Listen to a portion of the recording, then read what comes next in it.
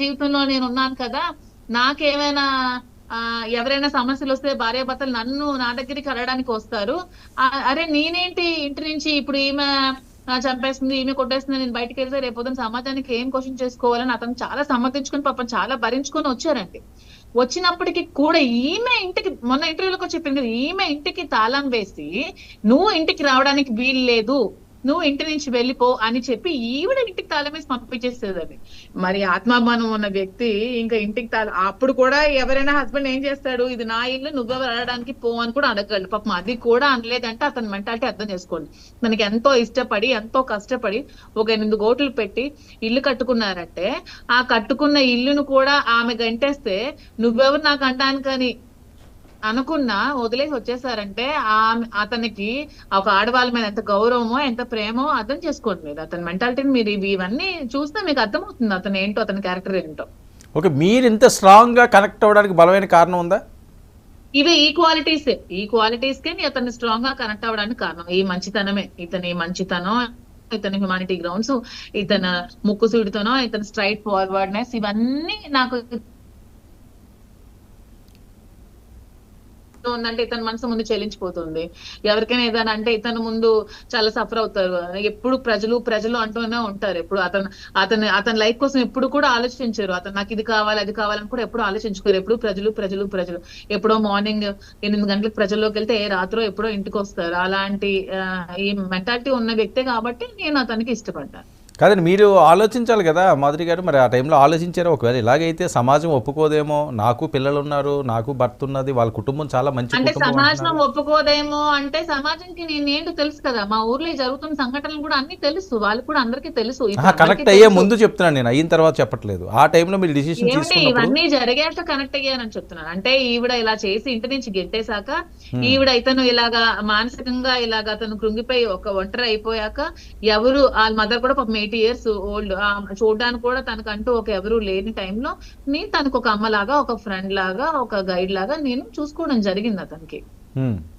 అలాంటి లక్షల మందికి నాయకుడు, ఎంతో మంది కష్టాలు చూసిన నాయకుడు కష్టాల్లో ఉంటే ఎవరైనా చెల్లించరా? నేనైతే చెల్లించాను.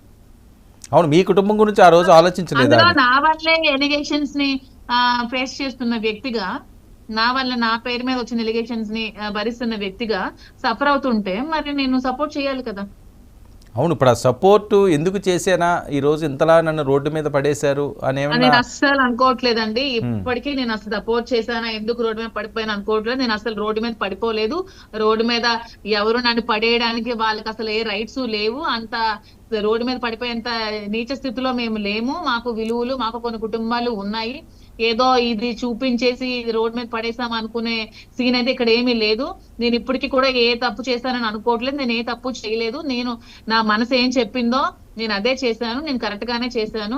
నేను ఏ పని చేసినా ఆలోచించుకొని చేశాను. ఇప్పటికి కూడా నేను చేసిన పని రైటే అనుకుంటున్నాను. ఇప్పటికి కూడా శ్రీనివాస్ గారితో నేను కలిసి ఈ రాజకీయ జీవితాన్ని ఇలాగే ప్రస్థానాన్ని కొనసాగించాలని కోరుకుంటున్నాను. మాధురి గారు, ఇక్కడ 2 విషయాలు, ఒకటి రాజకీయ జీవితం, ఒకటి పర్సనల్ జీవితం. మీరు ఏది కోరుకుంటున్నారు? రాజకీయ జీవితంతో చేదోడు వాదోడుగా ఉండాలనుకుంటున్నారా? ఆయన పర్సనల్ లైఫ్ లో కూడా పర్సనల్ గా ఆయనకి తోడుగా ఉండాలనుకుంటున్నారా? అతనికంటూ పర్సనల్ లైఫ్ ఉండడానికి హీఈస్ నాట్ ఏ టీనేజర్. ఇంకా 20-25 years లో లేరు. పర్సనల్ లైఫ్ కావాలి, నాకు పర్సనల్ ఇవి కావాలనుకునే ఏజ్ లో లేరు.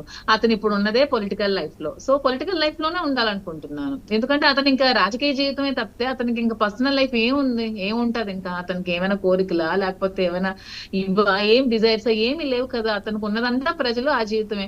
నాకు ఇష్టమైనది కూడా ప్రజా జీవితమే. నాకు ప్రజలు, వాళ్ళ కష్టాలు నాకు కూడా అవే ఇష్టం ముందు నుంచి. సో అతని బాటలోనే నేను అడుగుదాం అనుకుంటున్నాను. సో ప్రత్యక్ష రాజకీయాల్లోని ఫ్యూచర్ లో మాధురి గారిని చూడొచ్చా టెక్కలి నియోజకవర్గం నుంచి? తప్పకుండా చూడొచ్చు, తప్పకుండా నేను ఉంటాను కూడా. సో వెనక్కి తగ్గేది లేదు, తగ్గేదే లేదు. డిసైడ్ అయిపోయారు.